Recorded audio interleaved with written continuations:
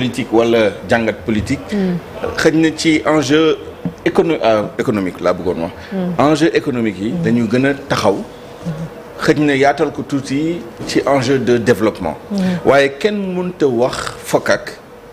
diggante Chine ak réew Afrique yi. te waxoo tamit politique ak géopolitique. benn enjeu bu am importance la ci ndaje bi. te lu koy mandargal. te duñ ci yàgg tamit. mooy tey jii Chine nu mu toogee ak Afrique tëkku yeneen modèles yi notamment modèle occidental bi daf cee bokk. parce que loolu la ñu wone moo di ni président chinois bi ci boppam moom moo ko wax ci discours am ne dëkku monde occidental bi dañoo nësaxal développement Afrique. autrement dit Chine day proposer wu en alternative pour jàppale réew Afrique yi pour ñu gën a suqali seeni ay réew. gën a ñoŋal seen développement gën a jëm kanam ci ay fànn yu bëri. waaye dimension politique wala géopolitique bu am importance bi moom mooy que ni kenn umpewul ne dafa am condition bi moom mooy da ngay nangu ni benn Chine moo am bu ngeen remarqué ci discours yi. discours président africain yëpp rawatina suñu président. Bassirou Diomaye Faye bi nga xam ne mu ngi doog a delloo lenge co-présidence FOCAC bi nga xam ne Sénégal mu ngi ci toogoon ci toogaay boobu depuis 2018. ci discours am fàttali na ni Sénégal day gën a dëggal ni benn Chine rek moo am. autrement dit Sénégal. Taïwan moom amul benn Chine moo am. d'ailleurs bu ngeen gisee initiative yi nga xam ne Chine moom la annoncé. am na initiative et ça nous ramène sur les questions économiques et de développement Chine nee na ci ñetti at yii di ñëw dina dugal 50 milliards de dollars 45 milliards d'euros et des centaines de milliards de francs CFA. C'est énormément d'argent pendant les 3 prochaines années ci biir Afrique sous différentes formes ay dons ay prêts ak yi ni mel ay investissements ne am na ay réew les pays les moins avancés du monde dont 30 pays africains yoo xam ne bu ñu importer wala bu ñu exporter ay produits ak ay services ci Chine ce sera exonéré bon mais condition pour nga bokk ci ñooñu moom mooy il faut nga nekk pays les moins avancés ça c'est la première condition deuxième condition bi moom mooy condition politique bi donc ça c'est la dimension politique géopolitique la Chine di repositionner wu di gën a ñoŋal di gën a dëgëral taxawaayam comme partenaire des pays africains nekk alternative ci li nga xam ne moom mooy modèle bi nga xam ne moom la monde occidental bi indi FMI Banque mondiale coopération bilatérale basée sur une asymétrie dans les relations plus les conditions politiques démocratie bonne gouvernance Chine yooyu yëpp fekk ko ci bu ñu ñëwee ci question économique bi donc am na cette dimension financement et cette dimension commerciale waaye yemul foofu parce que plan bi 10 points la laal na commerce laal na agriculture laal na industrie laal na yu bëri santé éducation ba ci sécurité ak militaire parce que Chine nee na dina former ci at yi di ñëw ay milliers de militaires et de policiers pour le compte des pays africains donc ñaari principaux enjeux yooyu wala bu la neexee sax nga ne ñett parce que benn bi moom mooy politique et géopolitique bi beneen bi mooy xëj na sécuritaire bi mooy bu ñu xaw a junj tuuti mais bi ci ëpp solo moom mooy économique et financier bi ça c'est très important pour nos pays en général pour le Sénégal en particulier 50 milliards de dollars ñoo koy séddoo réew yi alors 50 milliards Chine ku xam seen modèle di nga xam ne 50 milliards ça ne veut pas dire 50 milliards xaalis bu teew boo xam ne Chine amul appui budgétaire par exemple en tout cas pour le Sénégal amul appui budgétaire am na ay dons nag El Hadj Malick Douma weddi par exemple sur les infrastructures sportives les 4 stades yi nga xam ne dañ leen doon réhabiliter reconstruire ak yi ni mel Elimanel Fall ak yi ni mel Léopold Sédar Senghor et cetera don la Chine day lebale à travers par exemple la Banque de Chine lebal bi en général maye bi c'est la coopération chinoise en général mais boo déggee ñu ne la Banque de Chine wala ñu ne la Exim Banque Chine bu boobaa en général emprunt la te Sénégal am na si yu bëri yu takku boo jëlee par exemple le programme Préferlo pour la résilience des écosystèmes du Ferlo c'est presque 250 milliards de francs CFA. Évidemment c'est sur plusieurs années xaalis bi teewul d'un seul coup ay décaissement la ak ay yi ni mel. c'est beaucoup d'argent. Ila Touba bi ñoom la woon tamit non. Alors Ila Touba boobu jàll na ba pare. Mais l'autre grand projet bi nga xam ne dañ ci def xaalis bu bëri moom mooy autoroute à péage Mbour Fatick Kaolack. C'est également plus de 100 milliards c'est beaucoup d'argent boo xam ne dañ ko ciy def mais gis ngeen modèle bi boo déggee Exim Banque Chine moom mooy en général dañ lay lebal xaalis mais dañ koy jaarale ci benn société ñoom ñooy ñëw indi seen i ay machines indi seen i ay employés y compris même des ouvriers parfois ba pare amaana sax bu mel lu mel ni par exemple péage xëj na péage bi après di ngeen ci déggoo ci dara waaye loolu du lu bees parce que ce sont pas les seuls à le faire ce sont pas les premiers à le faire boo jëlee concession par exemple autoroute à péage bi fii Dakar bi ñu am bi nii c'est à peu près le même modèle donc ci Sénégal enjeu bi c'est ça plus de financement pour des projets en sachant que Chine en général ay projets am comme ni ñu ko waxee. ils ont listé des domaines mais infrastructure lu ci gën a bëri moo ci ëpp solo. te ñoom d'habitude seeni entreprise da koy exécuter non. exactement ça c'est un modèle mais bëri na ay modèle comme ni mu ko waxee rek mais boo jëlee xaalis bi nga répartir ko li ñuy def ci effectivement des partenariats yoo xam ne ñoom seen ay entreprises ñoom ñooy non seulement seen entreprise mais seen matériel. boo jëlee les échanges entre le Sénégal et la Chine. boo jëlee sens Chine ñëw Sénégal c'est 10% de nos importations en 2022 parce que ce sont les chiffres les plus récents c'est 788 000 milliards de francs CFA lu ci gën a bëri ay machines et matériels y compris machines agricoles ak yi ni mel ak des machines à moteur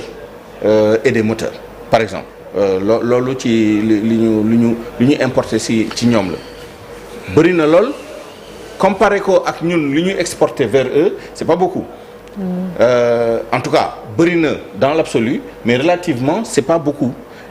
parce que gerte la essentiellement parce que ñoom 92% de gerte bi ñu exporté en 92 Chine la dem ak titane par exemple titane ils importent beaucoup de titane donc c'est le premier client du Sénégal en tant que pays individuel en dehors de boo jëlee les régions par exemple boo jëlee les régions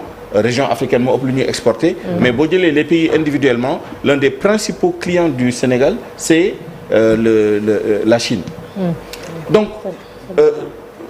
bon an mal an dina am des relations relativement équilibrées mais doole yemul voilà pourquoi FOCAC bi aussi am pertinence parce que c'est le géant chinois avec le continent africain et pas avec les pays individuellement. Oui. Et ça c'est un modèle boo xam ne effectivement du ñoom ñoo ko jiite. waaye am nañ ci taxawaay boo xam ne ñi ko jiite woon sax indi ko fii les sommets France-Afrique les sommets quoi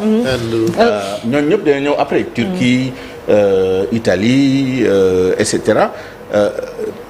mais ñoom seen modèle bi bokk na ci modèle yi nga xam ne moo ëppal Afrique amaana solo ci wekk bi ñuy wekk continent africain parce que vraiment bu ñu xool ci équilibre doole yemul mais en termes de respect et loolu les présidents africains l'ont beaucoup souligné c'est une relation qui est basée sur le respect mutuel moom mooy que ni chinois yi à la limite am ngeen seen modèle am ngeen seen culture am ngeen nu ngeen di duñ ko jéem a changer duñ leen ërtal wala ñu leen di teg fitna ci nu ñu bëgg yéen ngeen doxalee seen société ñun lu ñu bëgg rek moom mooy commerce bu ñoŋ relation boo xam ne da ngeen di gagner ñun ñu gagner et cetera alors que yeneen modèles yi en général da ngay gis ni non seulement du am respect mutuel bi dañu xoolee kaw et deuxièmement dañ lay teg ay conditionnalités yoo xam ne chinois yooyu fekkul lañ ci. donc li continuité la par rapport à ce qui se faisait avant muy sommet yu mujj yeeg relation yi amoon voilà. continuité la en même temps am na quand même lu changé. rééquilibrage waaw non seulement am na rééquilibrage. mais contexte mondial bi dafa changé. contexte mondial dafa changé contexte Afrique dafa changé parce que boo jëlee ay dëkk yu mel ni les pays du Sahel. Mali ça c'est lii alternative bu mag a mag la si ñoom. parce que quoi qu'on dise Russie doole économique bi Chine am. amu ko waaye. donc daw uti Russie. li nga mën a am mooy armement mooy assistance militaire avec en retour looy parti lu bëri ay ressources naturelles sans transparence ni rien du tout chinois yi am na fu ñu tànnee foofu Russie moom mooy que ni ils mettent de l'argent sur la table sous forme de dons sous forme de prêts et cetera li changé aussi moom mooy que ni il y a 10 ans Chine quand même defoon na xaalis bu bëri ci Afrique sous forme de prêt avec des collatéraux moom mooy garantie yoo xam ne ay infrastructures ay ressources naturelles ak yi nga xam ne vraiment nit ñi ñaawlu woon nañ ko parce que boo leen fayul amaana am na looy ñàkk day ëpp lool côté boobu mooy bi Chine amee xaalis bu bëri croissance à 2 chiffres et cetera ci diggante bi loolu tam bokk na ci changement yi moom mooy économie Chine dafa ralentir tuuti ba demoon na ba li ñu doon prêter aux pays africains wàccoon na lool donc bu ñu déggee tey ñu ne dans les 3 prochaines années dinañ dugalaat 50 milliards de dollars ça veut dire que Chine day redynamiser relation bi ci fànn boobu. En 2023 ñu ne ça a été divisé par 6 par rapport à 2016. Pendant une dizaine d'années par rapport à 2016 effectivement ça a été divisé par 6 donc xam nga loolu demoon na ba nga xam ne presque xaalis doxatul woon ci diggante bi lu dul jël xaalis jox ko entreprise chinoise mu ñëw wala jënd jël infrastructure ay concessions sur des durées exceptionnellement longues ak yu ni mel on repart dans notre pied basé sur une nouvelle analyse de la situation moom mooy contexte global bi contexte géopolitique adduna bi moom moo changé situation économique adduna bi moom moo changé gis ngeen taux yi nu mu yokkoo ci ñi nga xam ne dañuy dem ci marché financier yi di lebu et cetera boo amee partenaire bu mel ni Chine boo xam ne ci fànn boobu mën na indi bàyyi defal yàlla tuuti moom mooy souplesse si maturité yi ci conditionnalité yi ci et cetera maintenant il faut pas être idéaliste gis nga relation internationale ku nekk intérêt alors foofu voilà ku nekk intérêt dëgg la réew Afrique yi ñoo fa daje di xool seen jëflante ak Chine waaye kenn ku nekk aussi di nga jéem a xool ci sa wàllu bopp naka ngay def ba say relation ak Chine nga gën ko dëgëral ndax président Bassirou Diomaye Diakhar Faye profité na ci loolu pour la coopération sino-sénégalaise ñu gën ko dëgëral ci yenn fànn yu bari ndax ku ne gis na ne ci wàllu njaay ak jënd chinois yi bari nañu fii boo demee Centenaire bari nañ fa waaye sénégalais yi dem Chine di fa uti marchandise di ñëw cargo yi di dàqee bari nañu ci wàllu mbay mi tamit am na lu nga xam ne soxla nañ ko ci ñoom infrastructure wax nga ko léegi autorités yu bees la ñu am gis-gis bu bees la ñu am yan axe prioritaire la ñu war a teg ci table bi wala moom la président teg ci table ji pour que ñun ñu mën a profité ci coopération boobu muy coopération bilatérale. waaw d'abord si premier fan question bi moom mooy taxawaayu Sénégal individuellement ci ndaje yu mel nii. faut rappeler quand même que ci FOCAC bi président Bassirou Diomaye Diakhar Faye dañ ko invité woon en visite d'État. Donc dafa am taxawaay boo xam ne. wuute na ak yeneen présidents yi nga xam ne dañoo ñëw juste pour participer donc loolu. benn aspect la bu am importance loolu tamit day wone qualité relation parce que en la matière aussi symbole yi dañoo am importance Chine moo ko invité Chine moo tax bu ko neexoon def visite bi 1 mois avant wala 1 mois après mais dañoo fexe ba mu dajee ak sommet bi donc ça voulait dire quelque chose ça voulait dire fan la Chine teg relation bilatérale bi avec le Sénégal d'autant plus que encore une fois le Sénégal moo nekkoon coprésidence FOCAC xëy na tamit loolu bokk na ci lu tax ñu beral ko loxo ci fànn boobu beneen bi moom mooy am na ay accords quand même yoo xam ne signé na ko fa. dans le cadre de cette visite là avec la Chine day ñëw nag yokk ci li ñu waxoon li bëri na ay programmes yu bëri yoo xam ne. Chine da koy financer totalement ou en partie avec l'État ou avec d'autres bailleurs de fonds. loolu lu am solo la. beneen bu ci topp bi nag moom mooy deuxième fànn question bi moom mooy domaine yi nga xam ne avec la Chine amaana nouvelles autorités yi war nañ ci bàyyi xel je pense que président Bassirou Diomaye Faye joxe na ci junj ci discours am moom mooy dafa insister sur l'agriculture. Ouais, c'est important. Sur l'agriculture il a insisté même si actuellement amaana bu muy insister sax da doon xool intérêt Sénégal ci exporter des produits agricoles vers la Chine par exemple sur l'arachide c'est un domaine quand même assez important pour nous parce que li ñuy exporter quand même ëpp na 140 milliards c'est presque 150 milliards bu nekkee ni 92% de ces 145 milliards Chine la jëm ça veut dire que c'est assez important mais je pense que c'est plus dans l'autre sens nan la Chine di jàppale agriculture Sénégal en termes de machinerie au demeurant d'ailleurs yooyu yëpp tàmbali na parce que ni ñu doon importer ay machines ci yeneen dëkk léegi Chine la gën a yombee et que présence matériel Chine matériel roulant même matériel de transport gis ngeen concessionnaire yi nga xam ne ñu ngi importer ay oto yu jóge Chine ak parc bi nu mu commencé changer de ce point de vue là même sur les nouvelles technologies sur les visite na Huawei bi président non seulement Huawei voilà ça aussi c'est très important les infrastructures numériques ils ont financé un programme ou un projet Smart Sénégal boo xam ne xaalis Chine def ci dugg bu baax a baax mais les voitures électriques si je ne m'abuse BYD c'est une marque chinoise et ñu ngi installé wu à Dakar même si c'est un concessionnaire qui n'est pas forcément le concessionnaire bi importé le plus de voitures chinoises moom moo koy indi mais yooyu yëpp ce sont des domaines il y a des domaines yi nga xam ne c'est des domaines classiques lu mel ni commerce bi lu mel ni agriculture bi mais il y a l'innovation il y a des domaines un peu émergents lu mel ni les voitures électriques lu mel ni numérique bi ak yu nu mel chinois yi vraiment ils ont une analyse très fine des besoins du contexte etc pas seulement un diagnostic du présent mais ils se projettent sur le futur lan mooy les besoins émergents les besoins yi nga xam ne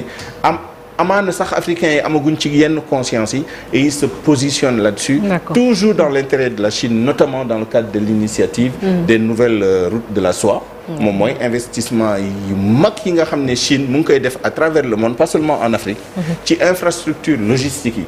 port aéroport stockage magasin de stockage logistique en général les grandes routes yi nga xam ne ñooy desservir les grands marchés les interconnexions pour faciliter le commerce etc Chine moom vision am leer na lool le seul problème moom mooy Afrique comme ni nga ko waxee mais indirectement à travers cette question moom mooy on y va en meute sans avoir forcément une approche commune. waaw dañ fay ànd mais ku nekk day xeexal ko xaatim foofu bëri na yaa ngi ko doon wax sànq. diggante ñaari réew yi. wante est-ce que liñ ci war a xaar war naa yaakaar bi war na bëri loolu bu ñu sukkandikoo ci ñoom waa Chine am na travaux yu mag yoo xam ne ñu ngi koy def fii lu ci bëri seen doomu réew ñoom ñooy ñëw est-ce que ñun tamit liñ ciy profité dina bëri loolu. ben justement yaakaar naa benn ci changement yi am à partir du FOCAC bi amaana loolu la moom mooy que ni africains yi xëj na gën a waxtaan ak Chine pour que valeur ajoutée gën a bëri ci bu ñu bàyyi fii ci réew mi ci projet yi nga xam ne ñoom la ñu financé loolu benn ci approche yi la beneen bi moom mooy chinois yi mën nañ leen waxal lu ne mais boo respecter sa engagement c'est rare que ñu ñëw engagé wu ci dara ba pare génn ci pour des raisons internes à la Chine tellement dañoo am stabilité contrairement à yenn ci suñu partenaires yi mën nañ ñëw fii signer la ay accords fii et cetera 5 ans après ana xaalis bi ça n'a pas été décaissé wala y a eu des lenteurs parce que respecté woo tel engagement et cetera donc effectivement loolu lu ñu war a joyante la suñu diggante ak Chine moom mooy que nii waaye c'est ça le principe aussi des Exim Bank xaalis bu gën a bëri ci Exim Bank lay jógee Exim Bank Chine or boo jëlee Exim Bank Turquie nga jël Exim Bank yu mënti am yëpp le principe c'est ça, c'est-à-dire ce sont des banques pour l'exportation et l'importation. Mais bu ñu nee exportation moom mooy que ni dañu financer mais dañu financer à travers une entreprise de l'État du pays. ñooñu nag ñooy jël xaalis bi ñëw ci sa dëkk réaliser projet bi nga xam ne dañ la ko lebal mais yaay fay du entreprise bi moom mooy fay mais ci xaalis bi nga xam ne moom lañ dégager moom la ñu fay entreprise bi. fa lay dégager ay marge am fa lay fay ay et cetera léegi nag modèle yi wute na am na ñoo xam ne dañuy indaale xaalis bi mais dañuy recruter sur le champ mais ça pose un problème de fond aussi. un problème de fond moom mooy tey jii boo ne da ngay defar peut-être autoroute c'est pas le meilleur exemple parce qu'on a des entreprises qui ont l'expérience. Pour ne pas les citer. CSE, CDE, Eiffage et d'autres. Mais ñett yooyu lañ ci gën a xam. mais day am ay domaines yoo xam ne da ngay gis nga am projet. am financement mais amoo forcément des entreprises capables. de réaliser le projet. ce qui fait que tu as même plus intérêt même booy kaas nii sax tu as plus intérêt à laisser ce pays-là venir avec des entreprises yoo xam ne am nañ expertise bi am nañ expérience bi comme Turquie ni ñu ko defee. vous avez vu les grandes infrastructures yi nga xam ne bi ñu ko bàyyee ci loxo sénégalais yi y a eu des retards. des dépassements de budget et d'autres choses yoo xam ne c'est pas très agréable à admettre mais bi ñooñu indee seen financement indaale seen i ay entreprises au moins sur les délais on a respecté et très souvent sur le budget en tout cas partie bi nga xam ne moo jóge seen Exim Bank ça a été exécuté sur le budget peut-être boo amee ay dépassement wala ay luxoor yu ci am day fekk ci yow sa contrepartie xaalis bi nga indi bi foofu mooy amee problème waaye fële du am problème ça aussi c'est quelque chose à régler avant ñu mën a tiim suñu partenaires yi naan leen non seulement dañoo bëgg ngeen financer ñu mais dañoo bëgg bu ngeen ñu financer ngeen bàyyi yëpp suñu loxo ñu defal ko suñu bopp faudrait que ñun suñu bopp ñu yëkkati le niveau pour que bu ñu jotee financement yi ñu mën a def même qualité dans les délais et ça on pourra peut-être revenir autour de la table et exiger que valeur ajoutée bi yëpp des suñu biir réew. Il faut vraiment qu'on fasse un effort de ce point de vue-là en termes d'ouvriers qualifiés parce que ça fend le cœur parfois nga ñëw gis tabax immeuble nga gis des étrangers des étrangers sur des postes yoo xam ne honnêtement un pays qui se respecte devrait avoir des ressources humaines de qualité à suffisance pour mener à bien ces projets-là. Mais est-ce que ces ressources-là existent à suffisance? Évidemment, on trouvera toujours une certaine masse. Mais la masse critique pour vraiment mener à bien des grands projets, c'est sujet à caution. Merci beaucoup. Merci Souleymane ci jàngat bi muy jàngat bi ci wàllum koom.